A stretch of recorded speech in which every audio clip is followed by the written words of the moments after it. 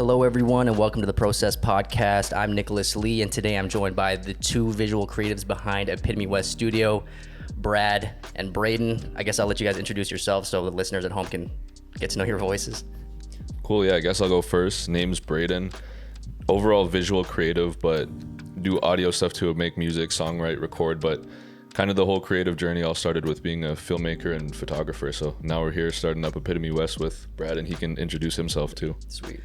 Hey y'all, my name's Brad. I am a photographer slash videographer for Epitome West as well. Started my journey actually through Braden. He's the one that kind of got me into all this. So yeah, I'm definitely been trying to expand my creative processes and trying to just, find new things. Yeah, man, that's dope. I really appreciate you guys coming on today, man.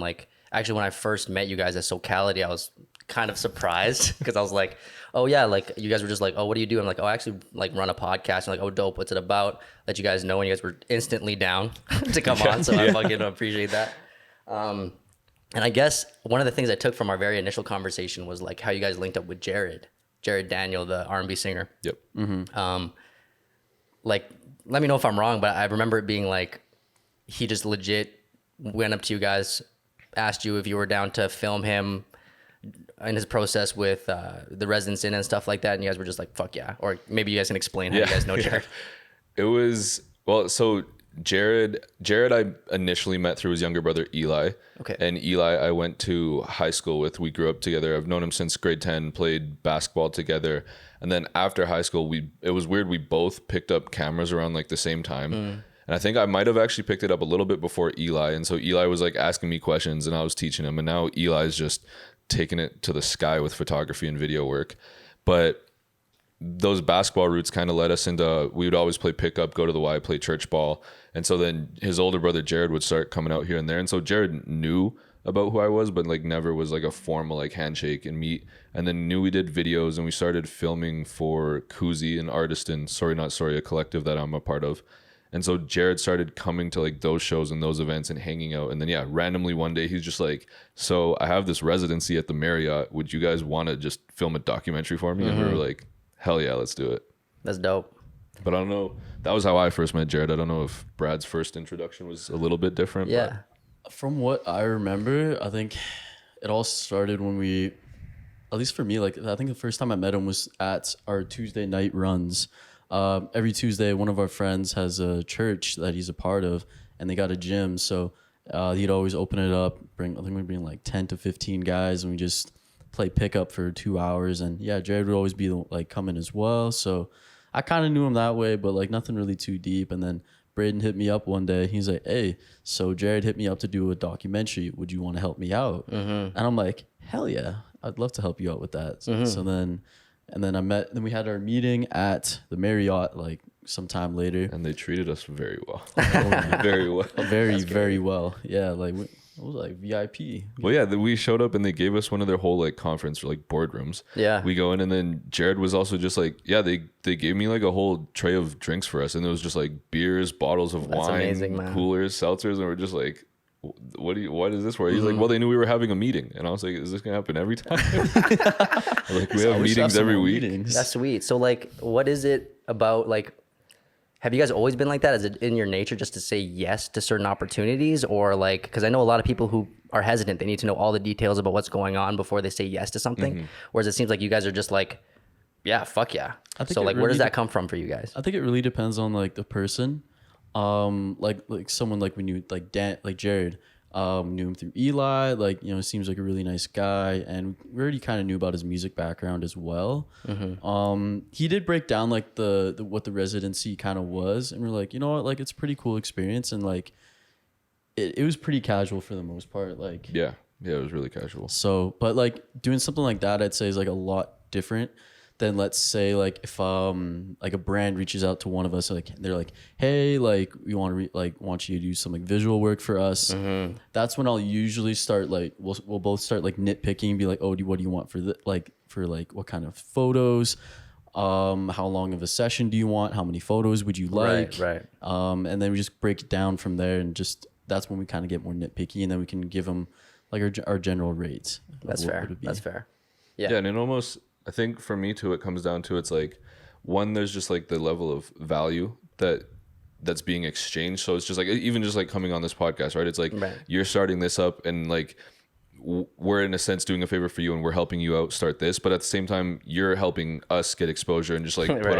our creative thing out there. So it's like an exchange of value instead of just like specifically like monetary. And so Right. when it is like just brand work that's just like a 1 gig kind of thing, then it's just like monetary. But with Jared too, it's just like Jared wants us to do music videos for him down the line too, so it's also, there's gonna be future jobs there as well. And it's also just the idea of like meeting through mutuals and just being able to help someone out in the same community as you, like you, Jared, whether it's like Eddie and like all this stuff, we're all in the same kind of community of Right. Calgary and creatives. And so the idea of kind of lifting each other up and all being collaborative and helping each other up rather than trying to tear each other down or out compete 100%. with each other and stuff, right? So it's just like, I think that's such a common thing, especially if you're doing something similar or in a creative space. There's like this competitive feeling, but I love how you guys embrace that community, and we definitely, we need each other to kind of like come up and build our shit, right? So that's really dope, man. So like, what do you guys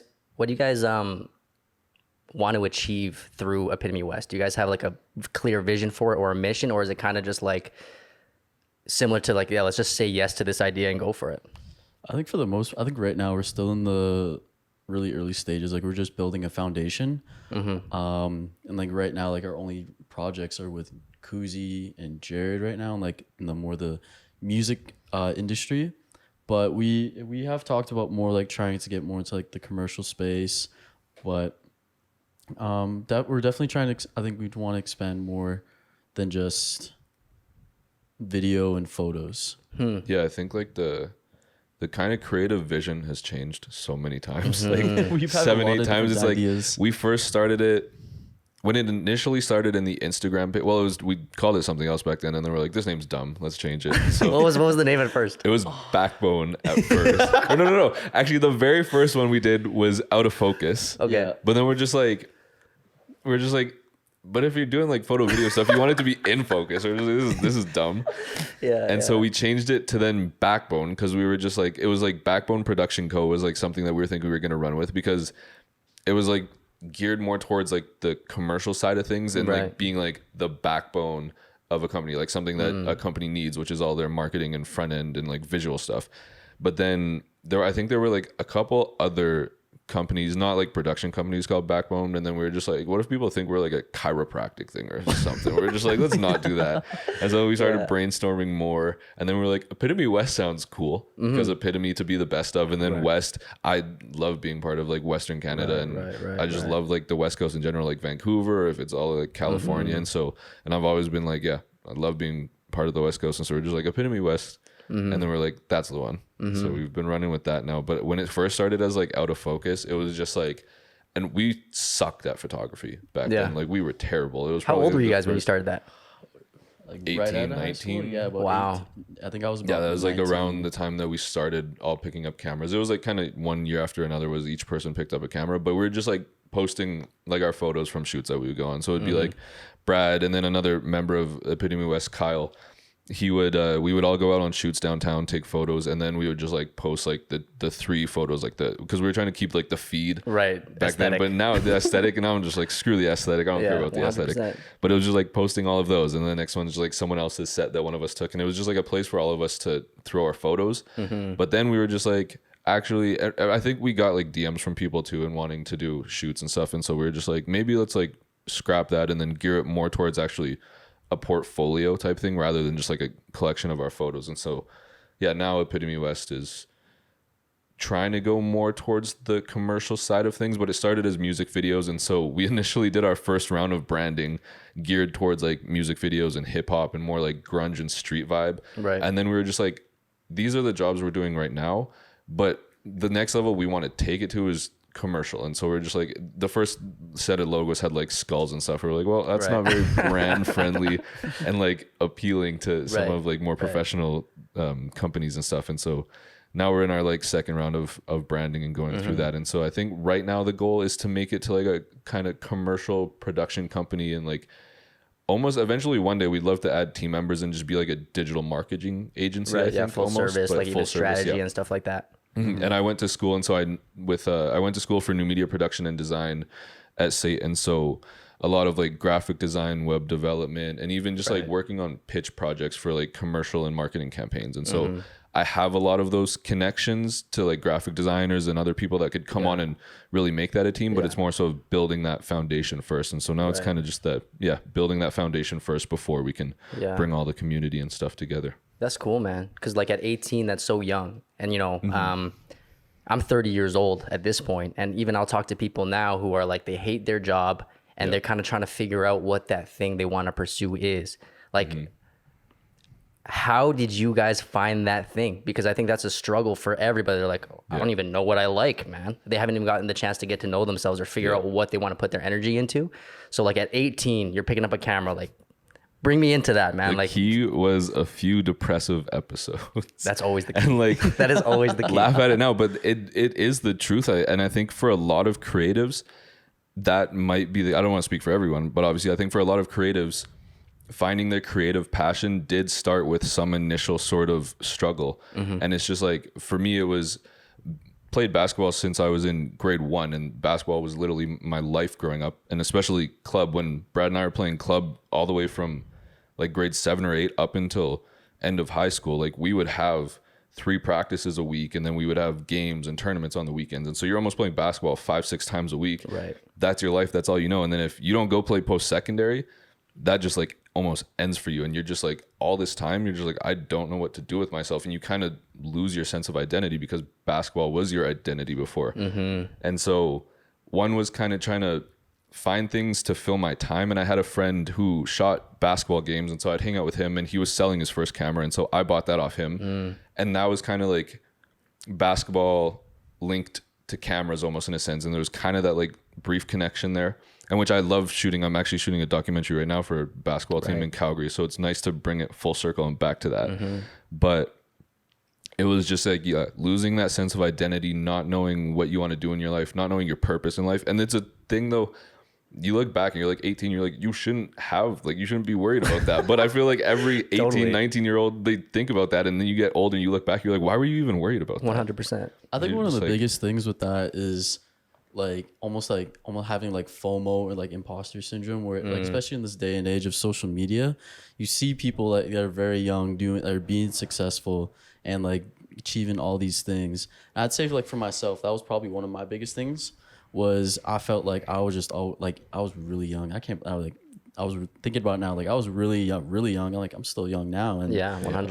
I felt like I was like, damn, like what am I doing? Like I feel like I'm behind. Like I feel like there's so much catching up to do, and then like basketball gone, like I didn't really know what to do. And then picking up the camera, it was just me being like, I was just kind of bored. Braden always brought me on like shoots. He was like, hey bro, I'm gonna take photos of you. I'm like, wait, what? He's like, what do you mean? And I was like, yo, I got this camera. We're gonna go downtown, take photos. And he's like, you want to take photos of me? I was like, well, the model's not gonna come model for me. I've been doing this for 2 weeks now. Brad's a good looking dude though. Yeah, exactly. It's funny though, we look back on those photos now, and like not only how different we look, but just our posing. We're just like, we were all just like standing there stiff, and we're just like, we were terrible at this. Like, why would we even post these to the world? But like, yeah, man, just to go back to what you were saying, Brad, that self-comparison, right? That's obviously like everyone is guilty of that. Like even back before social media, everyone's comparing themselves to their next door neighbor or something like that. Yeah. But I guess just to go back to what that was like the catalyst for you to actually begin in your creative process, or like, how did that affect you? I'd say that was definitely one of the biggest things that kind of kickstarted me just expanding out and like trying to find like new hobbies, because like obviously with basketball, like I wasn't able to play post-secondary, and you know, like there was coaching and whatever, but like it just I didn't get the same fulfillment. So it was kind of like it's kind of definitely a blessing when Braden was like, hey, you know what, let's go for a photo shoot, and then just kind of built off of that. And then the next year it was just, you know what, like I really like this. So I ended up, my dad actually, he had a camera. It was just like nice little like DSLR, nothing too crazy. And I just started with that, and ever since then, haven't really looked back. But I would say like even like throughout my whole photography like career, like I would even say like there was a couple points where I was at like really couple low points in my life, and I almost wanted to quit photography. Like it was just, I think the first time was like I hit creative block like for the first time, and I'm like, I hate all these photos I'm doing. Like what the like this looks stupid. Just scrap Right. that. And then like I think I even still kind of suffer from that this like a little bit now. Like I overthink my photos a lot. Right. Like I think there's one like couple times like sometimes like I'll take like a week, maybe like even a couple weeks, just to like get like 10 photos done, and it's just me like going through and edit. Okay, no, I don't like this. Try a different one. Try it a different way. Try it like 3 different styles, and then like try and tweak it a little bit. But then it just gets to a point where like I will get like frustrated. So I'm like, all right, you know, I gotta take a break. Right. Like, because I was at a point where it's like I've invested like so much money into this already. Like I don't know if I want to drop it. Right. And then that was kind of one of my biggest, like I guess, in motivators, which I don't think it should be. Yeah, I think like a lot of people get caught up in that, right? Like people Yeah. are like, especially people at my age, at 30 years old, looking to do something different. They're like, Yeah. man, I went to school for this thing for fucking 6 years. Yeah. Man, I've been at this job for this long. I finally got that raise, but I hate it. Yeah. Like, so like there's that, I forget what it's called, man. It's slipping from my mind at this moment, but it's like that sunken cost fallacy. Yeah. Where you're like, I've already put so much in this and I can't stop now, right? Yeah. But I'm guessing like you guys are still dealing with all that stuff. You're still comparing yourself to others. You're still doing that, yet you're still posting. Or do you guys feel like it's actually stopping you from doing more than what you could be doing right now? I think photography, I've cut that out completely. Yeah. I think photography is just something I'll throw out there into the world, and I'll edit it. Like I'll take the photo the way I want. I'll edit it how I want. I don't care if people like it anymore. It's just Totally. like, this is what I'm gonna do. If you mess with it, cool. If you don't, then That's the best way, man. Oh well, I don't care. But I definitely feel that for music and like music. I think it's because I'm in that initial journey of music, and so it's all of that comparison coming again, and Right. all of that stuff coming again, and trying to build your way up to get to the point where you're just like, you know what, this is the music I'm gonna make. If you like it, cool. If you don't like it, doesn't. And you see that in a lot of like huge artists too. They start their careers like Post Malone started with like hip hop, and he was like, well, I need to break into the industry, do this, and he's like, now I'm gonna make the music I want, whether it has like some folk inspiration from Right. it and whatever. He's like, if you mess with it, cool. If you don't, then you don't. And that's the biggest thing, man. I think like, you know, in business, there's always this idea of like find a niche. Yep. Like find a small group of people that can vibe with you, right? But like your best niche is who you are. Yeah. Like who you actually are, no one can compete with you on that. Like, so whatever you're making, man, like this is something I struggle with too, but I encourage you guys or anyone even listening to this, man, put out your shit. Cause it's even like what you were saying before with like Backbone or whatever. Yeah. Yeah. You know what I'm saying? Like your first thing is Backbone. Like, fuck, dude. Like, okay, but there's iterations. And it was like, we talked about it before this, the reps, like you got to get your reps in. 100%. So And yeah, man, like that constant feedback is one of the actual positive things of the internet. To be able, like, if you don't use it as validation, if you're not like, oh, I hope this fucking gets likes, man, and you actually just use that for feedback, it's so useful. well, that's the thing man. too. And I like that aspect of social media where people can talk their shit and say whatever they want to, because some people take offense to it. I've gotten to the point where I've been able to just like be okay.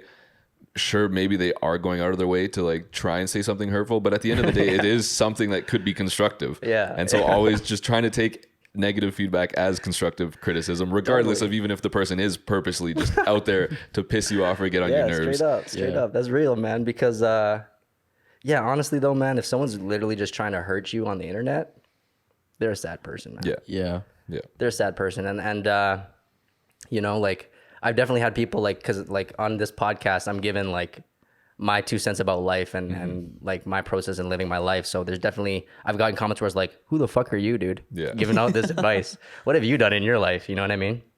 But ultimately I just send them love. I'm just like, Yeah. hey man, like I'll check out their Instagram and I'll be like, oh, this guy's like trying to do some like sports thing Yeah. on his TikTok. So I'm like, I just send him back, it's like, hey man, hope your TikTok is like blows up. I love what you're doing with your stuff. And then typically they just shift, man. Maybe people have a bad day or whatever.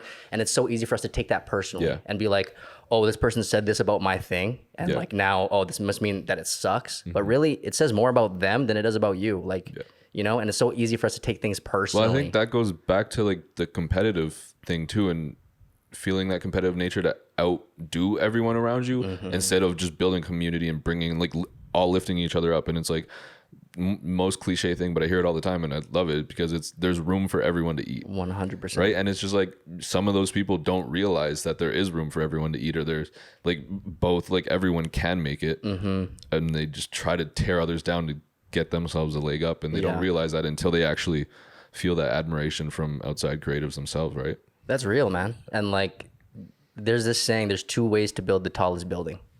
One is to just build what you're building, and one is to tear everybody's building down so yours is the only one left and it's the tallest one. And it's honestly like, it's better to collaborate, man. And like, I'm more of the person who believes like a rising tide lifts all ships. So if any one of us blow up or get some type of notoriety, it's good for everyone, man. Like, look at Drake blowing up in Toronto, right?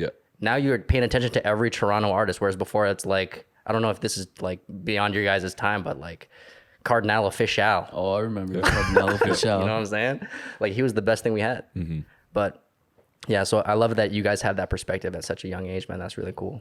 Yeah, and I'd say like it's definitely been, I think for myself, it's definitely something I've learned more recently. And I've kind of like, and it's been kind of great because I know before, like when I started photography, like I'd see like some like even like people that were like doing a little bit better than me, and I'm like, oh, like how are they getting all this attention? Like I know I'm like better than that. Right. Like why don't I get the same thing? But like now I'm definitely have like a lot of growth, and it's kind of more like now like, yeah, you know what, like good for them, like.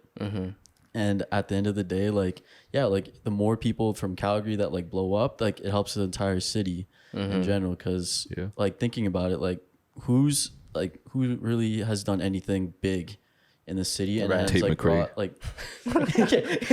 but she has fully, she left the city. She left the She's outta city. here. She cut all ties. Wait, who is it? Tate McRae. So she's this like big music artist now. She blew up on TikTok. Oh, wow. Dude, you don't know Tate McRae? I don't, man. You gotta listen to some of the Slipping. music. You've probably heard it on the radio. You Yeah, heard it on the maybe. radio. She's super young. I think she's like 18 now. Wow, that's crazy. No, like 20. 19, 20 now? Yeah. It's like 19, 20. But yeah, like she was like who was it? Oh, like one of Kyle's girlfriend, Nicole, like her friend Moira said that she used to dance. Well, and with even her. my sisters like danced against her in dance competitions. Wow. Yeah, like she was a very local and just like Yeah. everyday person like us. And that's the thing. Everyone before they blow up is an everyday person, man.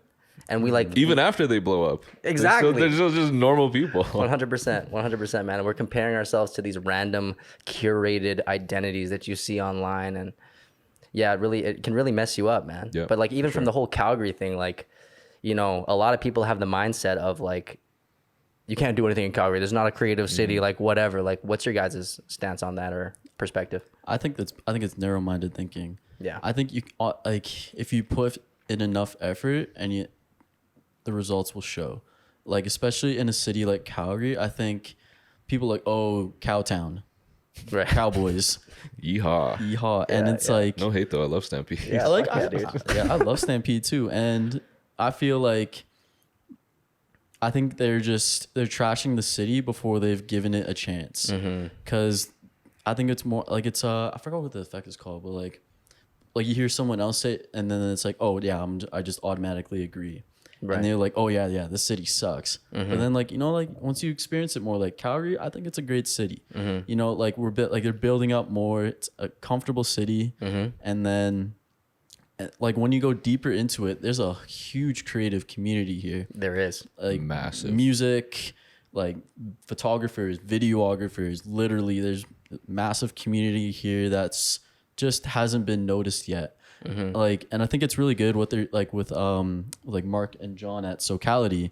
I'd say they're probably one of the biggest like creative hubs in a way, like in Calgary here, and they've really put a lot, like they've put Banff on the map. Like everyone just kind of like, oh, mountains, whatever, but you know, like they've kind of put it into a different perspective. Like, oh, like the city itself is pretty cool. There's a lot of good things happening here. Right. That was the funny thing though. I want to touch on that Socality because starting my photography, just the community in general, didn't realize how big the community was no idea at either. all when I started. And the same went for photography and the same went for music. It was like photography, I was just out here taking photos and like street stuff all around downtown, posting it, whatever, blah, blah, blah. Didn't realize the community was that big. And then I think Eli was the one that kind of put me in touch with Socality first, but it was all just like the mountains and outdoors and all of that stuff. And I was like, and I saw like that community they had and just like that sort of like friendship and group and just like the bond in there. And I was like, I want to be part of that, but I was like, I don't fit into that. Like, I don't shoot the mountains enough. I shoot Right. street and like hip hop and grunge and all this stuff. And so then I started going out and shooting mountains more, and I absolutely like created a whole new passion for it. But at the same time, I was just like, this isn't me to just go out there and shoot that all the time. I still like, I love doing all the street stuff, and I was like, I guess I just like won't fit into that community. But now I started going to SoCality more, and just like, and now all I get is like, obviously they're great people, and so all I get from them is like love for like 100. the street and like the whole different aesthetic. They're like, I love the stuff you do, like your aesthetic and the grunge and the contrast, like it's so cool. And I was just like, initially I was just like, oh, I'm not gonna fit into them, but it's just love. No, man, I love that because sorry, go ahead. yeah, like you know, people want to go to places where there's like tons of people there, right? Like people are like, oh, I want to go to a creative space where there's tons of people doing the thing that I'm doing. Yeah. But actually, the way that I look at Calgary is that it's like this blank canvas. Actually, the reason you're shining is because you're doing something that didn't exist, or it has a less of an impact or presence here right now. Yeah. So the fact that you're jumping into that space is an open space for you, right? And Yeah, for allows you sure. to grow your art more. It's actually, to me, it's an advantage that there's not a whole lot going on here. But like you said, when you dig into it, there's actually a lot going on. Yeah. And that's like, yeah, so many times too. And I think as almost a lot of creatives that are in Calgary are just like in these like middle provinces are just like, I need to go to Vancouver or I need to go to Toronto if I want to pursue creative stuff. And then I was just like, especially with the style of stuff I shoot, I was like, I go to Vancouver, I'm just like every single other photographer out there, and like no hate to them because they're killing it, but it's just like, if I can do the same thing here and still get love for it, why would I bother moving out there anyways? I'll bring 100%. all the love into my city and uplift my city rather than try and just leave the city and help another one thrive or something. Totally. And it's definitely like, yeah, it's like definitely oversaturated in those parts. Like when I was living in Vancouver for about, it was like 3-4 years with all my family's out there. And when I was tapping into the community there, definitely more of like, yeah, like what you said, like more of the street grunge vibe. But then there's also that like mountain community as Yeah, well. there Just is, like for being close to like especially being in North Van, like so many local hikes. But then like going deeper into it, like I was getting more in touch with people, like more into like the street, more grunge. Like I worked with a couple of clothing brands there that were like, and getting to know more and more people there. Like it's like I feel like it's really cliquey. Like, and I've like, I don't know if it's just Vancouver people in general, but like I feel like they're pretty closed off. Yeah. For the most part. Like, and I'd say that's probably one of the biggest things I like about Calgary is people here like more friendly and more willing to help. If that makes sense. Because I'd say like I would not have gotten to where I am without the help of Braden and like all the other like people like that I've talked to and then been on this journey with. And like, you know, like it comes down to like just asking a question like, hey, what do you think of this? Like, what do you think I can do Right. better? And I find like 99% of people are always willing to help you out. Yeah. And definitely just having to use your network is one of the biggest things. And, you know, like I'd say in Calgary, like, yeah, like it's a blank canvas. Like, I feel like that's probably one of the biggest reasons why like people are more willing to help out here. It's because, you know, like it feels like no one's really competing with each other, which is the big, Yeah. the And I think biggest that's part. a huge culture shift that we're having right now too. Because if I look back at like early stages of creative Calgary, and like this is like when I was in high school and it was like the rappers that were doing their thing, there was always like Northeast versus like the rest of the city almost. Interesting. And there's just like beefs between the different quadrants.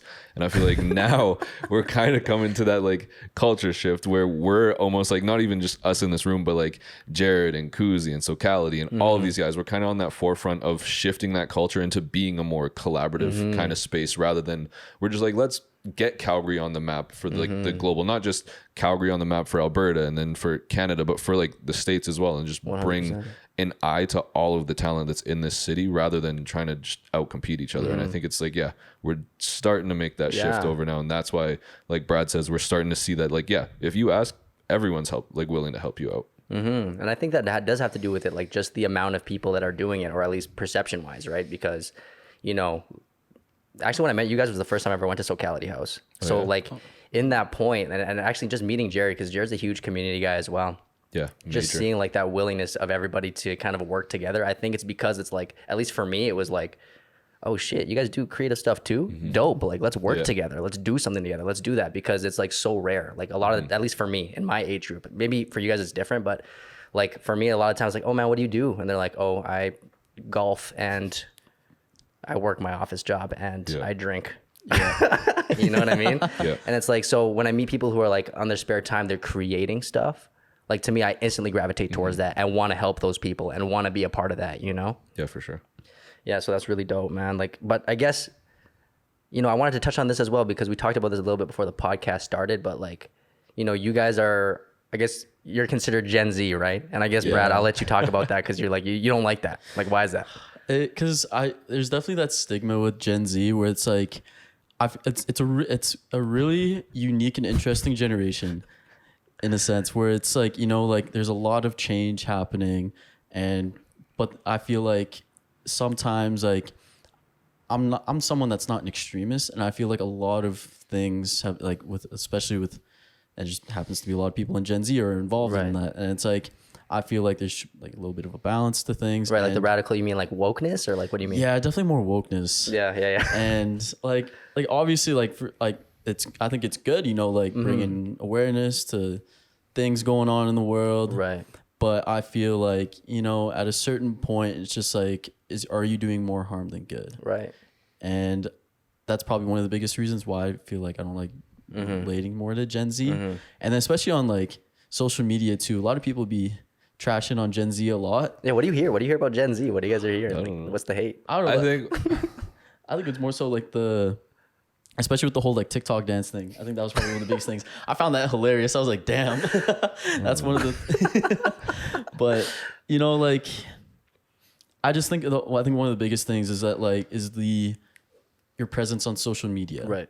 Again, like with people like trying to like portray success, like in a way I guess in a way like not unrealistic, but you know, they're living a good life. They're doing this and that. And at least for me, like I've noticed a lot of people like doing still a lot of comparisons. Right. And obviously that could be something that just could be like outside of Gen Z as well. But it's just kind of something I've noticed within just the people like I'm around a lot. Yeah, fair. Yeah, like for me actually, when I look at Gen Z, for me it's like, because I'm a millennial, and as a creative, you know, when we were trying to create stuff at 18, the software we had to do that and the equipment we had to do that sucked, dude. Yep. You know what I mean? And then in that time, YouTube and stuff is in its infancy. Yep. So people aren't really creating these informative videos like, here's this lens and here's how to use it. Oh, here's Ableton and here's how to use it. Like, we didn't have those things. And so like when I see guys like you who are picking up a camera at 18 and starting this thing at 24 or you didn't start at 24, but like you're 24 right now, still growing it. You know what I mean? Like, I think that's the positivity out of that. You know what I mean? And people can judge you for the TikTok dances, but like, you can hate it all you want, but if you're making money off that, then bless you. sure. You know what I mean? Exactly. Yeah, I think too. I don't know. I don't really care if I'm categorized as Gen Z because I find myself in that middle ground, anyways, taking characteristics of both groups. Right. And I think Brad touched on it. Like the best way I'll describe it is the stubbornness. Right. It's because I think a thing that Gen Z gets, and with their like wokeness, if that's what we want to call it, is their stubbornness and inability to hear anyone else's opinion out. But I think about that too. I think about that people in my parents' generation, they were like that too. And a lot of those people are stuck in their beliefs and unwilling to hear other people out too. So I don't think it's a Gen Z or like millennial thing. I think it's more so it's just with the technology that you touched on now and everything's being broadcasted on social media, it's just way more brought to attention and brought to the public. And so that's the same thing. I feel like political issues now, they're brought so much awareness, and it is short lasted, which is unfortunate because some of them are serious issues. But it's just like social media has made, and just like the internet in general has made information accessible to absolutely everyone, and even 4-year-olds on their mom's iPad or something, right? Like Exactly. they can go on YouTube and look up whatever they want. Yeah, and not only that, they have a voice too, right? Like whether that's like actually sharing something that is important or just trying to tear someone down in the comment section or whatever. Like now everybody has a megaphone that can be blasted to every person. And it can with be from iPhone. Anonymous accounts too. You don't have to attach your identity to it. As soon as you have something without an identity, you free reign to say whatever you want without repercussions.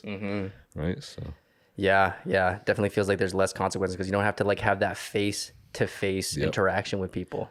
Yeah, and especially like I think even like during like with COVID and everything, I think it was on like an even more extreme, obviously because we couldn't interact with each other, and a lot of things had to be like either done through like social media or like anything online. So, and it almost feels, yeah, like, you know, like people are trying to, like, I guess in a way they do feel confident. That's like me in the Zoom classes too. If my webcam's not on, I'm in the chat saying whatever I want. There's totally, no face to draw to it, right? True. They don't know what I look like. So if I say something they disagree with, then they don't see me in public. They don't know what I look like. But if the webcam's on, I'm not gonna say anything. Straight up, man. And I think that's normal. Like, there's like, because you see people like on Twitter bashing a UFC fighter. It's like, you're not saying that in front of a UFC fighter's face, bro. Never. Yeah. I watched a video just yesterday. It was I think it was Jimmy Kimmel, but you know how he'll do like interviews, he'll be like, what do you have to say about like this person or this person? And it was Mike Tyson was the one they were talking about. And so Mike Tyson literally just walks out there like, so you don't think he's the best fighter in the world? Yeah. And Mike Tyson walks out right beside him. He's like, looking at him, he's like, Mike Tyson is the greatest fighter in the world. Like, best in the world. And so yeah, it's funny what you'll say when it's not a face-to-face interaction. It's true, man. And I think like it's weird because it's a double-edged sword, man, just like everything. There's nothing that's totally bad about it, nothing that's totally great about it, because it allows us to connect and stuff in a different way. But also, I think it divides us as well because, like we said, we're saying stuff that we wouldn't say to each other in a regular conversation like this when we're face-to-face, right? Yeah.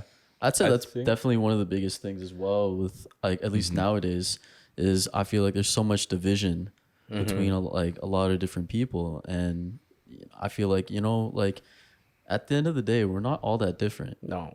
We're not all that maybe different. you can speak on this for your generation, but what I see with Gen Z and just like the younger groups is the inability to maintain a relationship or friendship if you disagree on things politically. Like I find now when it's like you have two different standpoints on a subject, well, all bets are off. Like you can't be friends anymore, which I don't know if it was like that for your generation. I feel like, no, yeah, like someone disagrees with me. Cool. You have your perspective. I have mine. We can still be friends. Just don't talk about it. Totally. Right. Yeah. I think it's now more so than ever because it's so pushed in your face. Yep. You know what I mean? But like definitely before, I'd say before COVID, right? Like it was pretty chill. Like everyone could have disagree or whatever. And typically politics wasn't a part of the conversation and just at being all. able to, respect different opinions and you can too. just vibe with each other. But now it definitely does seem like you're in a group.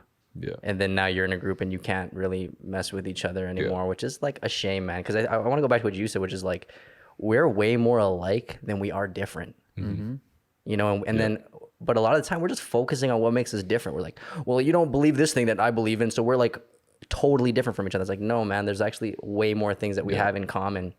And that's what I'm learning through this podcast is like, whether you're a musical artist or you're a photographer or you're a fashion designer or whatever you are, like we all go through the exact same struggles, man. Yep.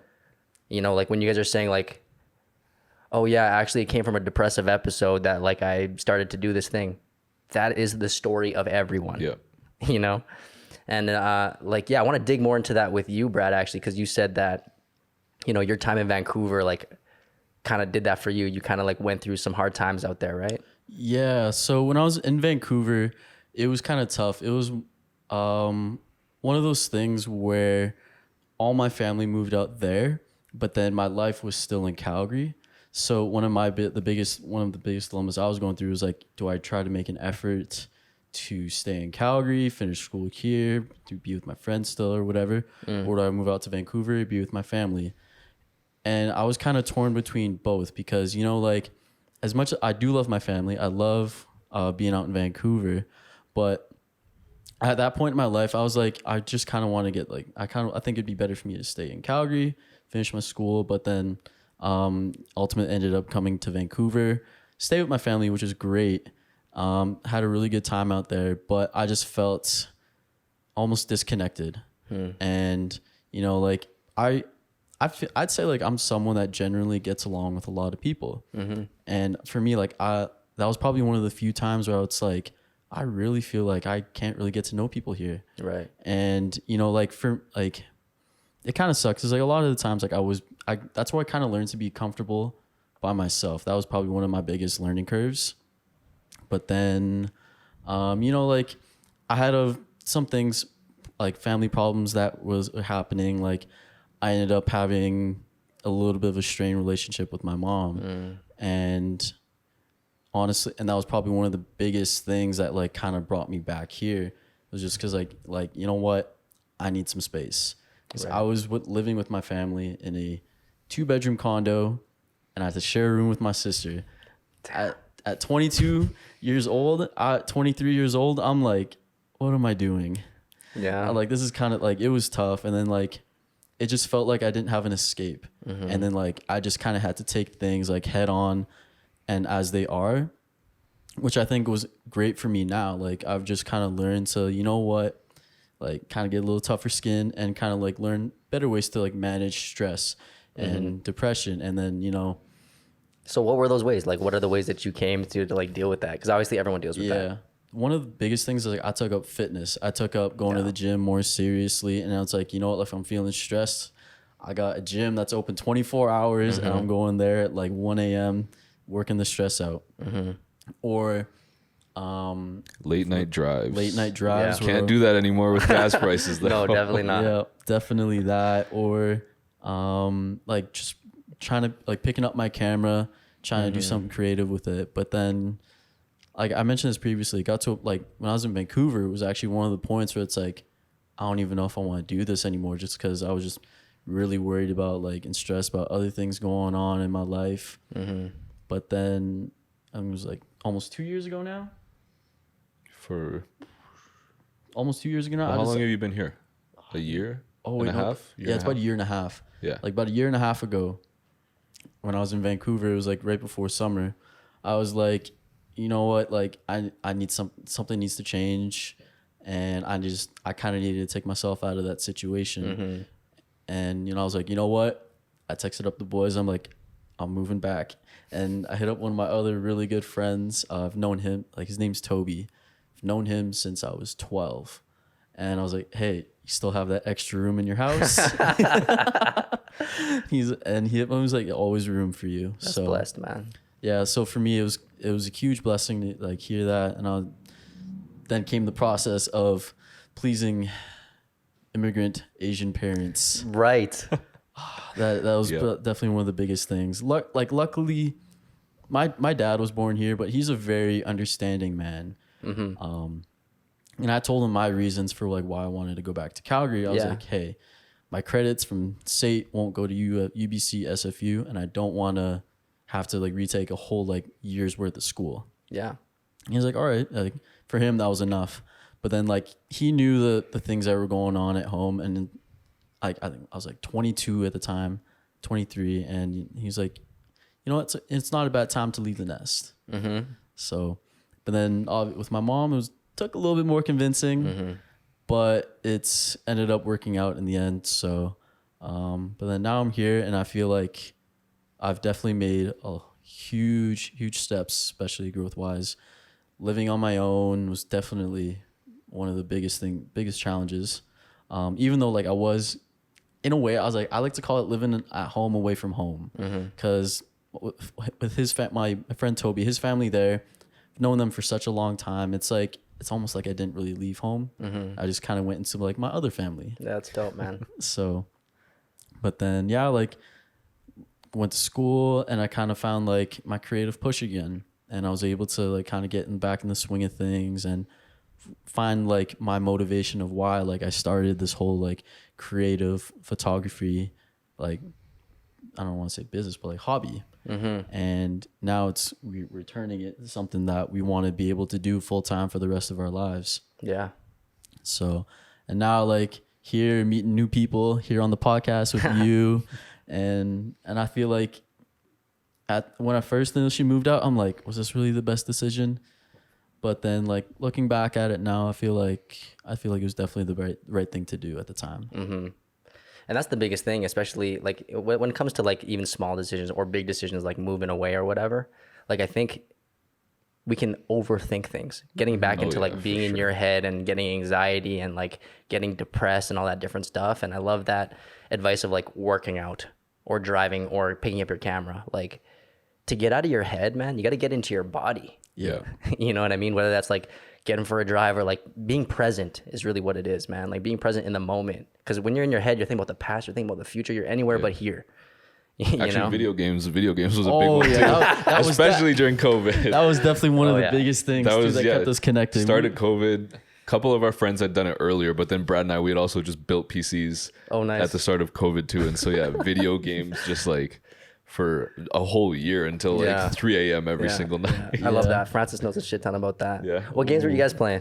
Oh, we played a lot of Warzone. A lot of Warzone, and then it was like, well, Warzone, and then Fall Guys. Fall Guys had Among it. Us. We had a big Among Us phase for like a month. We were playing Among Us. Yeah. Yeah. No, but Among Us there's was a huge lot. in the pandemic. Yeah. Oh yeah. Yeah. I feel like the biggest part of it was like you felt like connected to the other person in a way, like you're interacting and you're like, oh, now like you have a really just fun time with it. Yeah, just the whole point of the game is just the bullshit the other person. Yeah. But Totally. you know, like I feel like that's the fun of it. You don't. It's the whole point of the game is to lie, and like you know what? Usually lying's bad. Well, the nice thing is too, we would play with like a group of every night from like 5 to 8 of our friends, but we would have Discord, and so instead of all the typing in between Yeah. rounds, we would be in Discord just screaming at each other. We're like, why would you think it was me? Why love would you that. think I it was love me? that. I'm on your team, man. And he's like, Thought I we in saw this red go together. that way. Like, red didn't go that way. Yo, We're like that's screaming, we're total just like flashbacks, connected man, again. to early pandemic. But I want to go back before we get too off track. One of the funny things, I think it might have been Brad's Lola when he was there. But it was most like one of the most immigrant things though was he was going to work and Yeah. like gym, and I think it was school and work or something.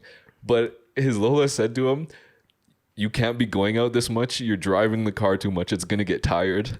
And I was like, "That's the most immigrant parent thing to say. Like, just find any excuse in the book to not have your kid leave the house. It's just like the car's gonna get too tired." So what's your ethnicity, bro? Are you part Asian? Yeah, half Chinese and then quarter Austrian, quarter Norwegian. So Okay, my dope. dad's Chinese. He was born here, but both of his parents are immigrants. Okay, nice. So is your dad pretty like traditional? Is he like an immigrant dad that you have to like? No, he's pretty chill. He's pretty chill. Okay, that's Probably dope. more chill than my mom, honestly. That's sweet. But he definitely lived like the traditional immigrant parent life growing up. My grandma's from Hong Kong and then grandpa's from Canton, and so yeah, they moved here, started a restaurant, and so he was like from the age I think of like 12 or something, like helping out in like the family restaurant Yeah. and stuff, and then did his own thing, went to university, and now he's a teacher, and so Oh, sweet. but yeah, What does so he he's teach? like math. Okay, Of nice. course. So I guess maybe a little bit traditional, but yeah. Yeah. So yeah, but he's been like pretty chill, and he's always been the one. It's just like if I'm going out at night, it's never been like curfews or anything. It's always just been like, don't get into like anything dumb, and just Right. make sure you're being smart about things. And as long as you come home alive, then it's chill. So yeah, That's awesome. That's awesome, man. I think that's definitely like more so like also like a son privilege because I'd say like my dad and my mom were. It's my mom sometimes, but like mostly my dad was like in the same way, was like very open, understanding, and like just let me know where you are. Don't Yeah. do anything dumb. But then like when it came to my sister, like it was like almost like it was like that was that sure. double standard of sure. like daddy's little girl, don't want her to get hurt, Yeah. that kind of thing. So especially with like I think Asian parents as well, like I think with like immigrant parents in general, it's just it's definitely something that can be very strict and almost you almost feel suffocated. Well, they have this roadmap of what they believe like life is like and how you get success. They're like, this is the path there. You go to school and you get a job or whatever that path is, it looks like to them. But the thing is like the whole landscape of life has totally changed since then. Oh, definitely. So it's like literally trying to use a map from like the 1900s and be like, this is how you get to McDonald's. It's like, bro, that road is closed now. now Stony Trail's open. Yeah, you know what I mean? There's a new way around it. Yep. I think that's one of the best things I really respect about my dad. Like when I initially told him, we were just on the call. We're on a call one day, and I told him about Epitome West and what Braden and I were doing. He's like, "That's awesome. I'm glad you're doing that. Like, I want you to find something that you love, and like, you know what? If you're able to make money off of it, that's a huge bonus." Yeah. But like he was like because even for someone like himself, like he's 50 now, like he's worked his 9 to 5, but growing up with he had his parents moved from the Philippines, and they sacrificed a lot for him, Right. in order to like be where he is now. But he got to a point where it's like he just did everything for his parents, but then now he feels like he's finally at a point where, you know what, I can do something for myself. Yeah. And he's taking on tennis. So right now, like he helps run a league there, like a whole men's league, and he's also kind of made a side business of restringing guys' rackets. That's tight, man. So, and he was telling me, he's like, yeah, like there's this like $2,000 like machine I want to get. I'm like, oh, like, okay, you know, like, and you, like, But I love that. Like at the age of Entrepreneur 50, shit. yeah, exactly. Like at the age of 50, you're still growing, you're still trying new shit, right? Yeah. And I guess like I'm wondering, just for you guys, was there ever a point where like you had to decide to choose yourself, to be like, I'm living life for me now, or have you guys always been like this? Like No, for sure. And I think, like, so I started first year after high school. My idea was that I'm going to become an orthodontist. And so I went to U of C. I was doing my bio degree. The plan was to do my 4-year bio degree and then go into dentistry and then orthodontics. And so I did my first year of bio, absolutely hated it, hated life because of it. And so I was like, I need to do something else. And I couldn't find anything in school that I wanted to do. And I think I hadn't done the research into programs and what career opportunities were out there, but it was just like telling my parents, like, I can't do this. Like, this is not what I want to do anymore. And trying to like take that year off. And so they didn't want me to. And so went back and forth, and they were like, look into this program at U of C, look into this program, find a program. It was like, they were happy as long as I was in school getting a degree, right? Because that was that roadmap that you were talking about. And so I did a semester of an applied mathematics degree. And so the idea with that was maybe I'll get my math degree and then go into education. And I've always been good at math. I loved math from like high school. Always been like a math kind of brained person. And I think maybe that's why I'm so into creative outlets now, is because I've always just been like the math guy. And now I'm just like, whoa, there's this like different side of life. And so during that kind of time was when I started picking up the camera. And I think it goes back to like you explaining Epitome West to your father and just explaining like, yo, this is a possibility, and like that roadmap. And I think it's also our responsibility as kids, and just out of respect for our parents, to like, not only can you pick yourself and say, hey, yeah, I'm not going to finish this degree, but also showing them and explaining to them there are different opportunities. And if they choose not to understand that, then that's on them, but at least doing that for them. And so eventually I was just like, hey, I really like this photography stuff. I've had some clients pay me gigs. Obviously, it's nothing right now and it's not a career, but I think this is something I want to pursue, but I just need like a semester off to kind of figure that out and kind of discover more about myself, and then also the opportunities in the future. And so took that semester off. So I was the winter semester. So I had the winter semester and then all of like summer. Right. And I found, this was actually also when I started getting into music, and they were just like, you know how hard it is to make it in music, blah, blah, blah. And obviously every creative gets that. Right. But I found a program in the Okanagan in Kelowna for music production. And so I was actually enrolled to go to that. And then last second, I just like changed my mind. It was like 2 months before school started. And I was like, maybe I will just go finish my math degree. And but at that point it wasn't because of my parents. It was because like, maybe this is the right choice for me to just like finish my math degree. And I was like, because at the same time I started to realize, hey, and I was working too. So I was like, hey, I can do all of my creative stuff on the side of also trying to progress and give myself a backup. And so then I went back, did that math degree. And then I was like, nope, I remember why I hated this. So then ended the math degree again. And photography was really building up for me. And I started getting clients. I had like 6 at one point. I think I had like 6 clients on a monthly basis working throughout the summer. And so I was like, this is actually a very good possibility. But I also know a lot of jobs out there and it sucks right now. But if you look, they're just like, we want you to have like a bachelor's degree or like a diploma in the field of like photography or video and stuff. And it's just like, portfolio should speak for itself, 100%. But unfortunately that's not the case. And so I was like, okay, well, I can go to school for it. And so I ended up finding that program and showing that to my parents. And they were like, yeah, this sounds like a really good idea if it's going to make you happy. And but it was all the process of choosing myself and getting to that point where I was like, look, I'm not finishing this math degree anymore. And then also being like, here's another possibility, and just making sure they understood that I had an idea in my head. And I think at that age, and especially going through that as a child, I know for my kids, I'm not like, I'll make sure like you don't need to know your next 5-year plan at the age of 18 or whatever. But it is just like, it was something that made my parents feel comfortable in my choice to kind of not pursue my math degree and then shift over to the creative side of things. And so yeah, it was just like, after that went to SAIT, and I ended up, it sucked because I had to drop a few of my clients to like focus on my studies and stuff, but then got that diploma and then did my extra a year and a half at U of C because I already had my electives finished from being there before. And so now glad to say I have my bachelor's of communication and media studies, and so now the school is behind me, and now I'm applying to like those jobs that did ask you to have that bachelor's degree and stuff. So that's we'll see awesome. where it goes from here. But Yeah, that's an important insight, man, because I think a lot of people think it's this or that. Yep. It's like either I'm going to be this creative person, I'm going to do this thing, or I'm going to sell my soul to this thing that I hate. When really there's there's a stat where 33%, or actually, if you start your business as a side hustle, it's 33% more likely to succeed.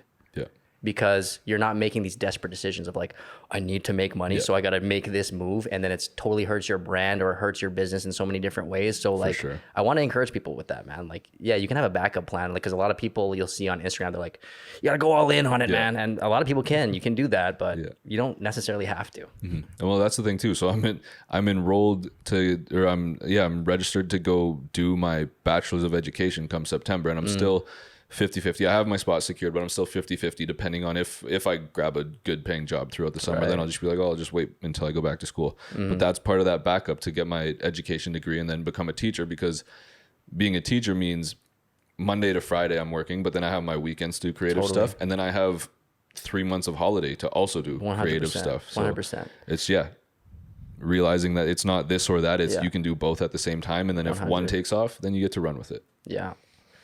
Yeah, man, I think we underestimate the amount of time we have. Because even if you work from 9 to 5, what are you doing from 5 to 9? Exactly. Well, especially now when it's summer, I go look outside, it's 10:30 p.m. and it's still light out. Exactly, man. We got so much day left, man. And I think it only feels like you have no time when you're doing something that drains every ounce of your energy. And then when you're off work, the only thing that you can do now is go for happy hour. Yeah, for sure. Because that's the only thing that you have energy left for. You know what I'm saying? Yeah.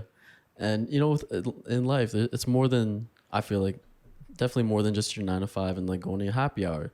And I feel like there's been a shift again in the culture, like with more people wanting to do what they want to do and like kind of shifting from the norm. Like you see that on social media now, like more people are like doing what they want to do. And like they're pushing like, hey, you know what, just work hard and the results will come. Mm-hmm. But then I think sometimes it does get to a bit of an extreme. Mm-hmm. Like, yet some people are like, oh, like you just got to put like, again, like putting all into it. And then, like obviously there's people that can't succeed in it, but like when you're putting your all into it and you start making your desperate decisions, things just start to fall apart and you really lose focus on what you really wanted to do in the first place. Well, I think it goes back to what you were saying before about like comparing yourself and feeling like you're running out of time. You're like, oh man, I'm behind and all this stuff. But it's like, if you can just be patient, man. Because think about it, like, I'm 30. I don't know what the vibe you get from me is, but like, I'm not that different from you guys. No, not at all. And so like, from that, 6 years from now, if you started 6 years from now, you're where I'm at. Yeah. And I'm lucky because I have brothers, right? I got a brother who's 10 years older than me, and he actually started a YouTube channel like less than 2 years ago. It now has maybe by the time that this comes out, it's over 30K subscribers now. Wow. That's impressive. He used to be a lawyer. You know what I mean? And then he decided that he hated it and he changed it up. You know what I mean? And that's at 40. That's crazy. And when I look at my brother who's 40 years old, I'm like, this guy ain't that different from me. So even for me, it's like, if I'm doing this for 10 years and nobody watches it, I'm still young. I still have so much time to go and do this, man. So like, especially for you guys, man, you guys have so much freaking time, dude. You could literally be doing nothing. Well, obviously you're not going to be, but like until you're 30 and you'll still be so young to do it. And that's like, and with all of the things at our disposal now with technology and stuff, it's a matter of time. So that's another reason I call this the process, right? Is like, if you just focus on the process, that you love it and you're refining it and you're making iterations to it, no matter how you stumble along the way, if you're consistent with that process and you have patience, you'll get there. Yeah, for sure. You'll get there, man. Like, but I guess that, like, just speaking on technology, I want to go back to that whole connection thing where we're talking about, Among Us. And how you're like connected with people, you know what I mean? Like, another thing with Gen Z, I think that people kind of talk about is like, you guys don't have the ability to have, or it's harder for you guys to have real life relationships and stuff like that. Do you guys feel like that's true, or do you think that's bullshit? I think it's not 50, really in a sense. I think it's 50-50. Not really in a sense of like having a real relationship, but I think it's more so a lot of people just wanting the next best thing. Because I think it's also people give in to the technology and they let it overcome them, right? So it's just like a person to person thing where it's just like that realization of being able to admit to yourself that, hey, maybe I'm thinking too much into social media and just like straying away from that. Because it's also just like a lot of real relationships end because of social media, because X person saw Y person do this or like this photo and something like that. And it's just like realizing that, hey, it's not that deep, and just taking that step back and not letting yourself succumb to it. I love that. It's like, because it's now accountability instead of pointing at social media or technology and blaming that thing. It's like, this is the reason why life sucks. Where it's like, no, take accountability for what you can. And if you need to, remove yourself for that. Well, like, did you guys watch The Social Dilemma?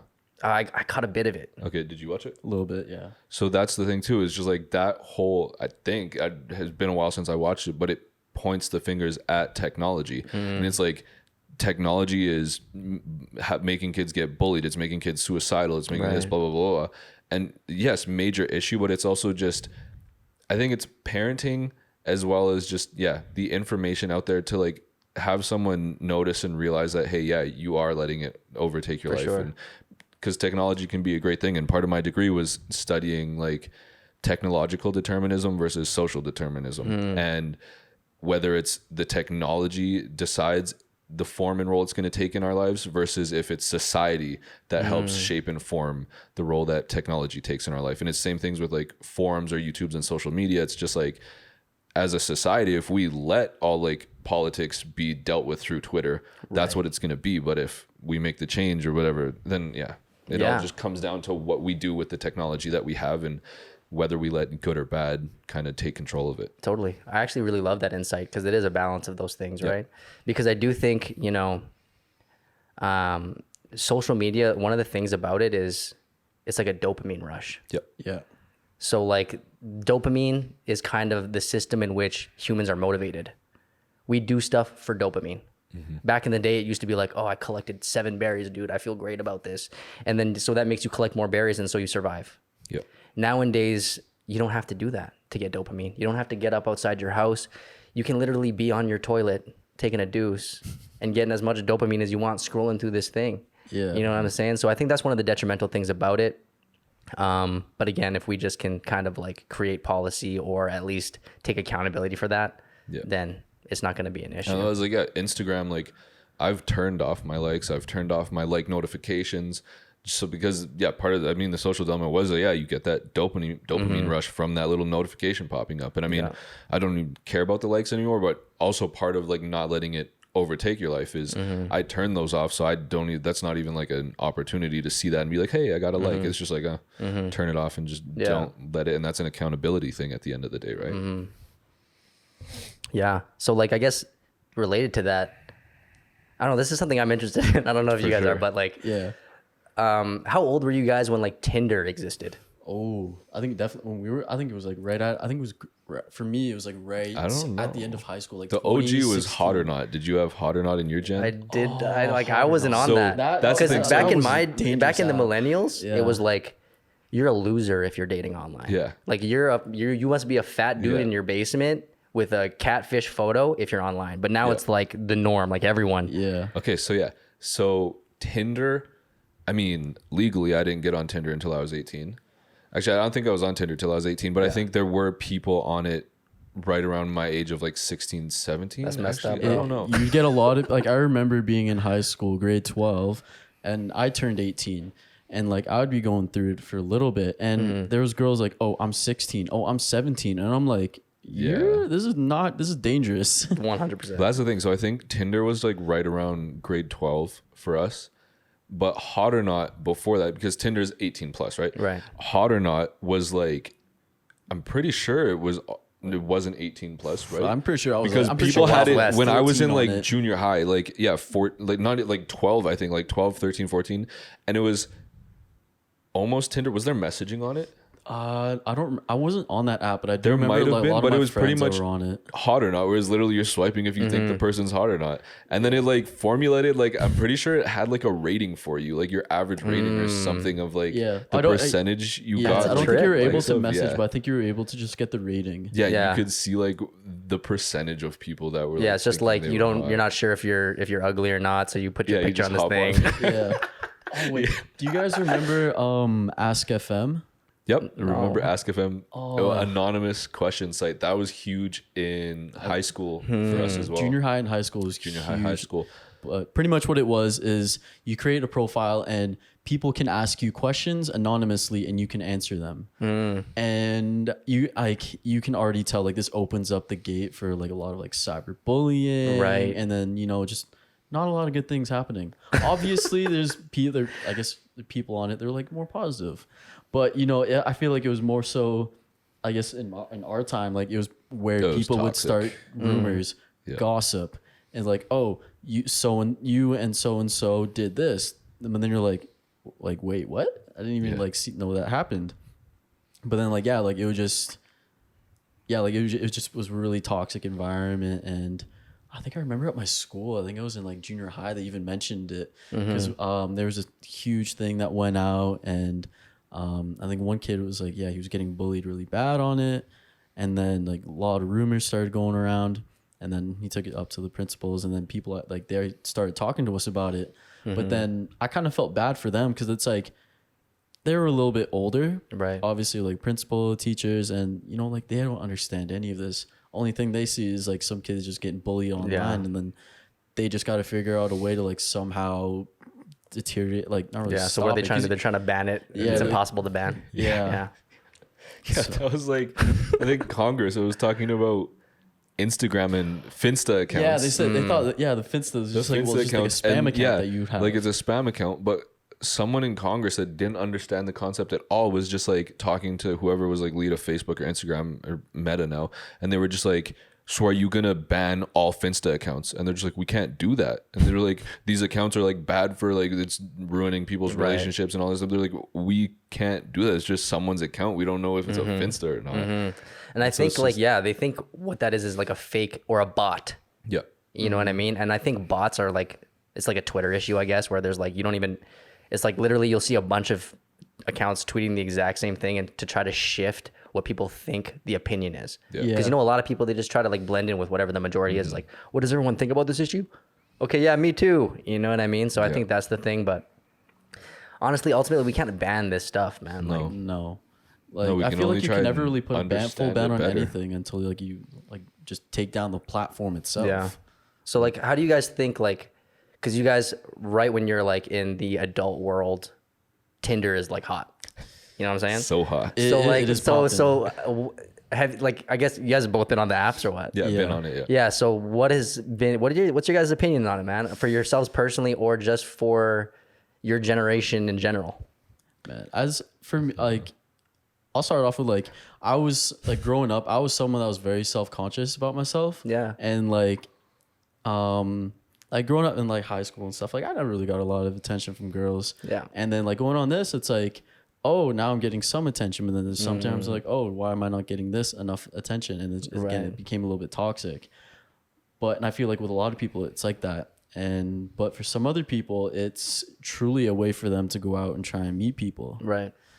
But I think I guess it really just depends on what your intentions are. Cause Yeah, I know and then for me, it was literally just a way to pass time. Okay, yeah, like yeah, it was yeah. like a boredom thing. Like it was like the attention didn't matter to me. It didn't. Well, I guess probably did dopamine when you see course, like, oh, yeah. someone like Yeah. you, dopamine. But at the end of the day, it was more so like, yeah, I'd never intentionally met anyone off Tinder. It was only accidentally. It's like I'm at a club and then someone's just like, Brayden, and I'm just like, what? And they're just Yeah, like, we yeah, matched yeah, on yeah, Tinder. yeah. I was like, oh, what's up?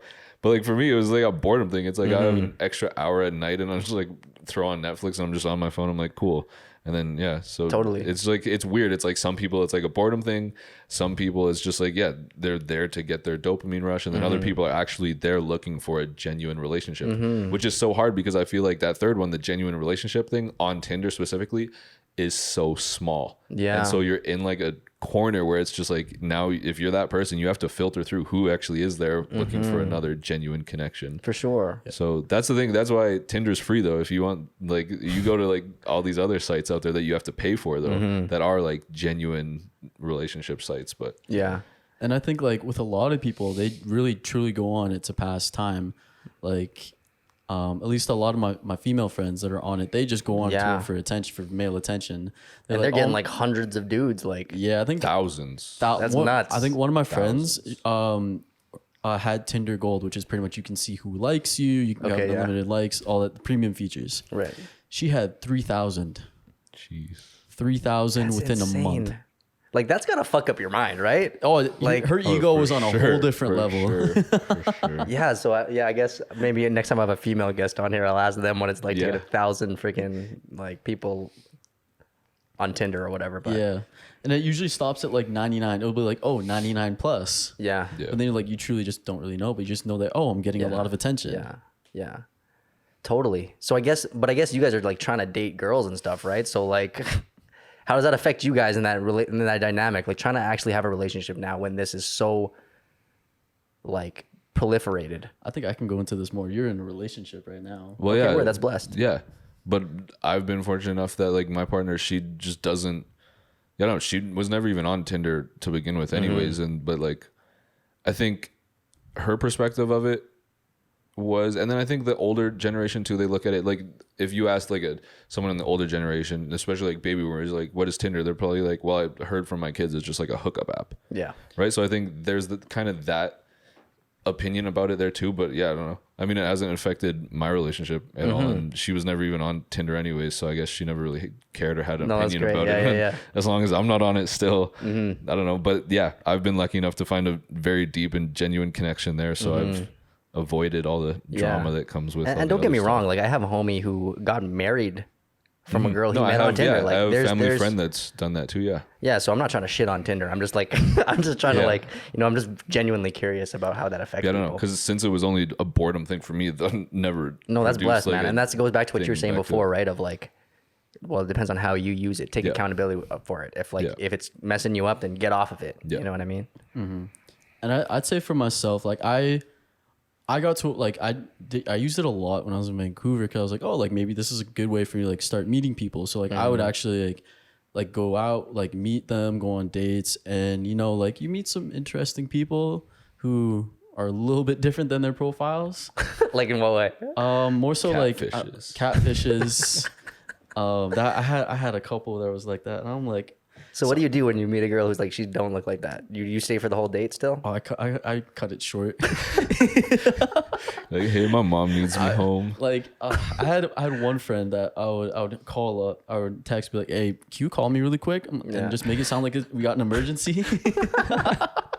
And like thinking back at it, like I feel kind of bad. Like I probably should have just stuck with it, but it's like, No, man. like I don't know, but I've definitely been on it more. Well, that's why you pull if you're at like a dinner getting drinks, that's why right after you're just like, okay, I'm just gonna drop you off now. Yeah. You Pretty just much. leave no opportunity for anything else after that. Like I mean, I met my first girlfriend off of, was it Hinge? Yeah. That one was very short lived, but like besides that fact, like it is a great opportunity for people to meet people. Like if you're open enough to it, obviously just be safe about it, because if the guy like or guy, female or whoever you're talking to is a little bit sus and is, like just just gotta be careful. You got like do a little bit of research. Maybe you can try and creep them on Instagram, social media, Right. that way. Like I find like if I like end up, I was like, oh, like I'm gonna go meet this girl. You know what? I'm gonna try and find her on social media and see what she's kind of about, and then maybe I can like try and find like different things to talk about. So Yeah, man, so crazy to navigate that. But I guess on the same topic, like for young, ambitious guys like you, like I know I talk to so many people who are like ambitious or creative or have big dreams in life. Like there's kind of two different opinions on that, right? One is like, I want to wait till I do all the things I want to do before I really settle down, versus like, this was something my dad said, which is like, he couldn't accomplish half of the stuff he did without my mom. yeah. You know what I mean? So I'm just like wondering where you guys stand on that. Like, do you feel like, women are a distraction? Or are you on the other end of it? I think it depends on like how, again, like how are you like what your intentions are with like when you're around women and like how you're like handling it, because it can be a blessing. It can be a blessing or a curse. Like if you're putting too much time into women, it'll definitely throw you out of focus and it'll take you off the path of what you really wanted. But then like if you're on it, if you're looking for a relationship while being ambitious in a sense of, oh, like, you know, this person's great, they support what I do, they're willing to help me out whenever they can, and you know, like they won't judge you for like what you're trying to do. Like they just see you as someone that's trying to like make it. They're just trying to make a living for yourself, doing something a little bit different. And I feel like even then, like I find like, at least for myself, it's a little bit been hard to find, because I've had people that like when I've had conversations, they say like they're in, like, oh, like you do all this. It's like, it seems a little bit intimidating. I'm like, oh, like at the same time, I feel like I'm just a guy that like likes to try new things and have different hobbies. So, and again, like there's a lot of people that just, I don't want, it's not a bad thing. Like they're happy with what they have and they're content where they're at. But you know, for me personally, like, I'd want someone to share the experiences with and like the growth that like I'm going to be achieving. And, you know, like, yeah, again, like having someone as like a support system is definitely huge and definitely can be a really big motivator, or like even give you a different perspective on things. Like your girlfriend, she's really great. Like she does photography as well. That's dope. And like she's very ambitious in a sense of like, and she always is willing to try new things like with us, like doing like different hobbies and like all this kind of stuff. So I don't know, it's just, I think that's the thing fun. too. It's like, it's almost like the technology, it's what you do with it. But I think it's like what you want and need from a partner, and what you like kind of what that partner wants and needs from you, and just being on the same page about those things. Because it's just like, if you want to be ambitious and do all of those things, well, if you want someone to share that with, then you need a partner that's going to be willing to share all of those experiences with you as well. But if you just want like someone to come home to after you finish doing all of those things throughout your day, then perfect, as long as that partner's on the same page with you, right? And it's just like outlining those expectations before you get into that relationship with that partner as well, and just like figuring those things out before you jump into it and commit to anything. But yeah, I think it all comes down to expectations and responsibilities of you and your partner. Yeah, that's real, man. That's real. And like I think like just going off of what you said, Brad, like it's hard to find. You know what I mean? And it's kind of just like the iterations thing, you know, like maybe you have to go and do a math degree before you realize that you hate that thing, and then go into something else. Like that's the same the way I see like relationship. You know, maybe you have to date the wrong people before you meet the right person. You actually have to date those wrong people before you figure out what's actually right for you. You know what I mean? And, you know, going back to what you said about expectations and what makes you guys happy, like I always say that love is art. There's no right way to draw a flower. Yeah. You know what I mean? Like you draw your flower whatever way, and or whatever painting you're making, and if you guys can collaborate on that, then that's blessed, man. And it's cool. It's cool because, you know, with all the different you know, assumptions or perspectives on Gen Z, it sounds like you guys like have good heads on your shoulders. You know what I'm saying? Navigated them the best we can. Yeah. we're trying our best. Yeah, We're still like- learning. yeah. We're still learning. Love is art. What we do is art. That's the kind of similarity between basketball and stuff too. Growing up in basketball and cameras was just like, to me, basketball was an art form. And it's not only like art can be so many things, right? And there's so many different definitions of art. But to me, it was something like as a creative outlet, but that you put time and work into developing, and like there's no ceiling. Like you can just keep progressing. And so yeah, it was just basketball was art, and then cameras were art, and it's like the same thing. It's like every hobby you have requires a certain amount of attention and determination, and there's progression, and there's different ways to do it, and everyone has their own style. And same with basketball, everyone dribbles a different way, everyone shoots a different way. But as long as the ball goes in the bucket, that's what matters. Straight up, man. Like at the end of the day, life is art. Yeah. You know, like we can all learn from each other and ask each other these questions and stuff like that, but ultimately your path is yours. You know, you can make it however you want to make it. Like you don't have to go and follow the roadmap that your mom and dad used. You know, you can literally make your own path in life, and that's a part of the beauty of it, man. And like, yeah, basketball can be art. Anything can be art. Like even for myself, the way you dress or you get your hair cut, it's all an art form in itself. Exactly. It's the way you express yourself. Exactly, man. And like, that's so important to be able to just express yourself, man. But for a lot of people, they don't even know who they are yet. No. Yeah. You Definitely. know, do you guys feel like you guys have a good hold of who you guys are right now, or like what's that journey been like for you guys? Yes and no. Comfortable, not comfortable. Yeah, I guess comfortable and accepting of who I am and where I am, but also accepting that there is so much more to learn and so much more to go through. And I think it's just like Exactly. getting those reps in of like dressing different ways, trying different things, even trying different foods and stuff like that. It's just like being comfortable being uncomfortable. Yeah.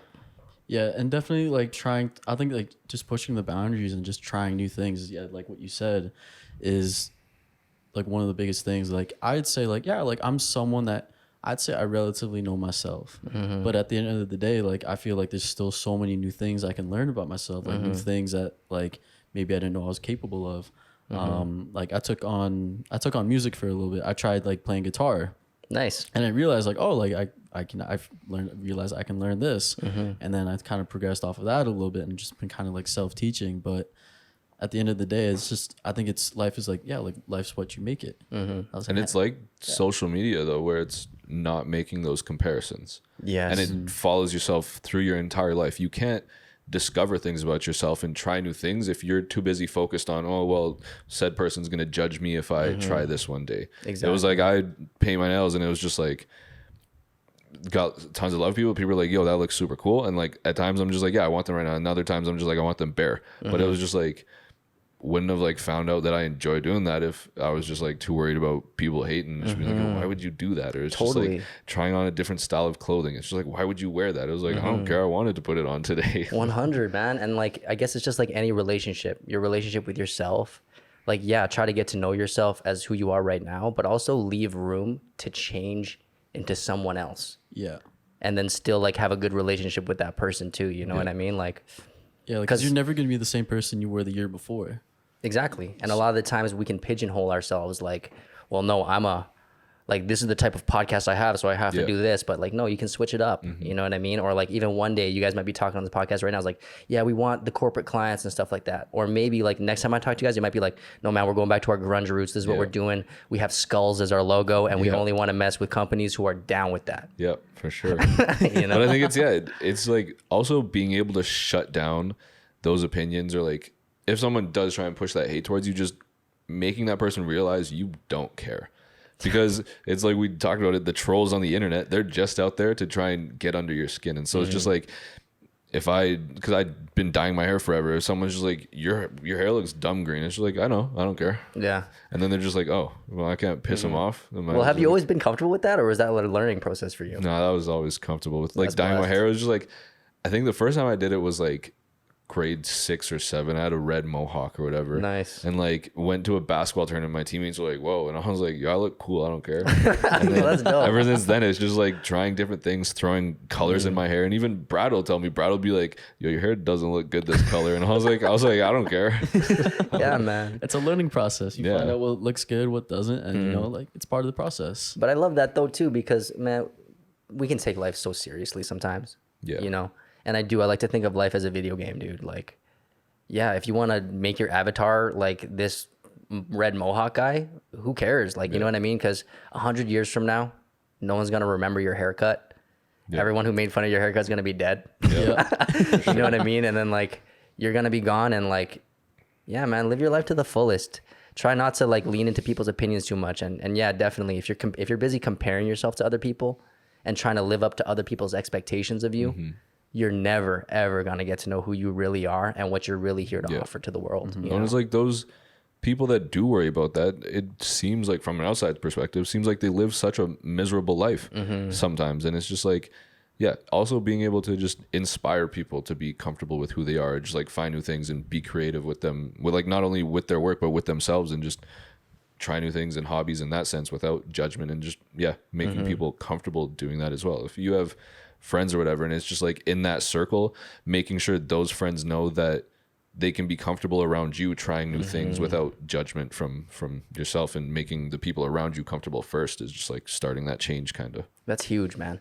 Like that's so huge, because, you know, I don't know, like if you guys been in the club before, if you've been there early, no one's dancing. Oh yeah. Right? Yeah. No one's dancing. It takes that first person to get on the dance floor and look like a total idiot, right? And everyone's like, okay, yeah, it's okay to dance. It's okay to dance now. And like, just like you said, you being open to being yourself gives other people permission around you to do the same thing, man. So it's like, not only is it good for you, It's lifting up the people around you just by being yourself. And for me, man, I've lived parts of my life where I had to just pretend, you know what I mean? To be someone I'm not. Yeah. And that's the most exhausting thing that you can do. For sure. You know what I mean? So not only is it beneficial for you, it's great for the people around you. Yeah, definitely. And like at the like going back to like where you said like people are just like kind of like scared to like go out of the box. Like, you know, like sometimes you got maybe just taking in little baby steps. Hey, like, oh, like usually I just wear all black. You know what? Maybe I'll mix it up. I'll throw on a white t-shirt. I'll throw on a red t-shirt. Yeah. Like just little baby steps like that. Or like even like relating it to like creative like photography. Oh, you know what? Like, I don't think I'm that good. You know what? Maybe I'll just try and take in some photos on my iPhone. I'll take some photos here.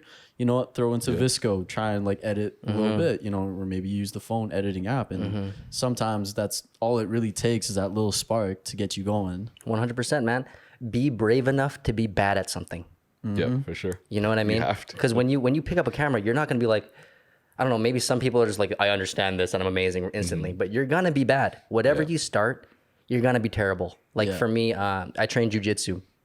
So when you go in there, dude, you suck. I'm sure Khabib, even at one point, sucked. You know what I mean? I don't know, he was wrestling bears from age 4, so I don't know, man. That's fair. Crazy. That's fair. That clip was crazy. But we didn't see the clip the very first time he ever wrestled the bear. Yeah. That was probably him in his prime as a kid. You know what I mean? But like, that's something too, man. People are too afraid to look dumb. People are too afraid to fail. And like, for me, failure is a part of the process. It's literally, it's iteration, failure, innovation, iteration again. Like failure is built in to the process. And once you see that, it's not something to avoid. It's something that you welcome and you see and you're like, okay, this is a sign for me to iterate again or innovate again, you know? I think like going back on the point, like afraid of like looking dumb. I think nowadays it's like, I feel like it's even more prominent with how social media is like taking over our lives in a sense. Like you don't want to be that guy that had that's part of the fail compilation. Right. And you don't want to be that guy that just automatically just gets roasted by everybody on the internet just because that one bad clip of you blow up. And it's like, you know, like that clip is not fully who you are. Yeah, like everyone messes up. You know what? We have our funny moments, you know, like just take it on the chin and like just roll with the punches and just keep going with life. Straight up. And like it goes back to that thing that you were talking about our relationship with time. You know, like if life is a game, say life is a basketball game, right? For you guys, you're 25, you're in the first quarter of the game. Barely out of it. You're barely out of the first quarter of the game, man. warmed up. You know? So like even if you fail, okay, you got to airball. You still got 3 quarters left. It's not about who's winning at halftime. It's about who's winning who wins at the end of the game. And for me, the win is just being yourself and being a happy person. Yep. Knowing you did your best and gave it your best shot. Exactly, man. Yeah, and whatever the result is, at least you tried your best, and you know, don't pay attention to all the crowd in the audience booing at you. You're taking your free throw, they're screaming at your face or whatever. The trolls, like, concentrate on the game, concentrate on the next play. You fucked up the last play, okay, next play. You know. But it's like a talent in life is just having that humility too. And it's just like you shot an air ball and the crowd's booing you. It's like, yeah, I did that. Shot that air baller. It's like you're in that fail comp. It's just like, or you like your photography look, and I'm not afraid to admit it at all. My early music, my early photos, they sucked. Yeah. And it's just having that humility to admit to yourself and like admit to the world, yeah, I sucked. And it's just like you try something and it's like, yeah, social media, let's say some celebrity, even everyday person, you like fail at do something, gets posted to the internet and everyone's like roasting in the comments. It's just having the humility to hop in there and be like, yeah, yo, first time I did this, rough. Yeah. And just like taking it to the chin, like you said. 100. And I think like again, like kind of rolling off of that is like being able to take criticism. I feel like there's not enough people nowadays that can take criticism like purely to the heart and be like, you know what, I'm gonna take this as something to improve on. Like, because you get some people that like they take a little bit of criticism and it just completely shatters them. Yeah. And then they're like, no, like I suck at this. I can't do it anymore. But it's like, no, like this is, you make one small adjustment. Now you got a beautiful image. Yeah, I can relate to that a lot, man. I can relate to the person who's like, I suck at this and I'm going to quit now. Especially when you're really young, you know, because, you know, early on in my life, I don't know if you guys know this show, but it's called Making the Band. No. where there's like they make a boy band. This was super old school. Like this is like early 90s. Yeah. And so I started wanting to sing and like sing like R&B music and stuff like that. And it just took one comment for me to not do it anymore, which was like, why are you singing like that, dude? Yeah. And I was like, oh shit. And I shut myself down. And it takes bravery to like reopen that box again. You know what I mean? So like, I guess for you, man, like how do you deal with criticism? Like how do you kind of take that and make it a positive thing? Ooh, like early on in my life, I did not take it well. I'll admit that. Like I was like growing up with like playing basketball. My dad was always our head coach, and for me, like I always I put this unrealistic expectation on myself. Oh, I got to be the best player. I got to be doing this, and that. And then like whenever like I mess up, like something bad happens, like or I get like yelled at by my dad or like my other coach, like I would just completely shut down. Mm-hmm. And I'm like no, like I can't do this anymore. Like I shouldn't be here. Like it was even and like it got so bad. Like I was in grade 10. I've only told a few of you guys this, but like I almost ended up quitting basketball. Wow. Like because like for me, like throughout high school, like I was just like I was super self-conscious, afraid of messing up, afraid of being that guy. Like I was always looking for perfection, but then it got to the point where it just started to hinder me so much. Mm-hmm. And then like I feel like through like photography and like I've kind of learned to take the criticism as something, as using it as a tool. Yeah. Like when I first started out, obviously Braden's gonna be way better than me. He started before me. So then I just took whatever he like mentioned to me, like, hey, maybe you can do this, up the exposure a little bit and make it a little bit brighter, a little bit like create a nice, happier mood. Or like, hey, you know what? Like turn the contrast up, like maybe turn down the shadows, make it a little bit more moody. You can do it that way. Or if like one of this image is like, if I take a photo and he'll be like, oh no, it's not that great of an image. If you do this, maybe it'll be used better. To be so bad, but at just being able to take straight photos, like it wasn't even composition, nothing like that. It was literally couldn't take a straight photo, and it wasn't even like relatively off. It's like a whole 30 degrees off, and I'm just like, dude, I'm like going through my edits because sometimes, especially, we'd only have one camera, so it'd be like, here, Brad, take this one, and I'll be like, can you just take some on my camera for me so I can edit them as well? And I get back to him, I'm like, Brad, I'm like shifting these by like 30 degrees every single time. I was like, I'm probably losing half the megapixels by the time I straighten it and crop. But man, that's good to know. That's good to know for people who like, no matter what age you're at or what like quarter you are in the game, that there's still always room for improvement, that you don't have to like, you know, let those fails like define you, man. You know?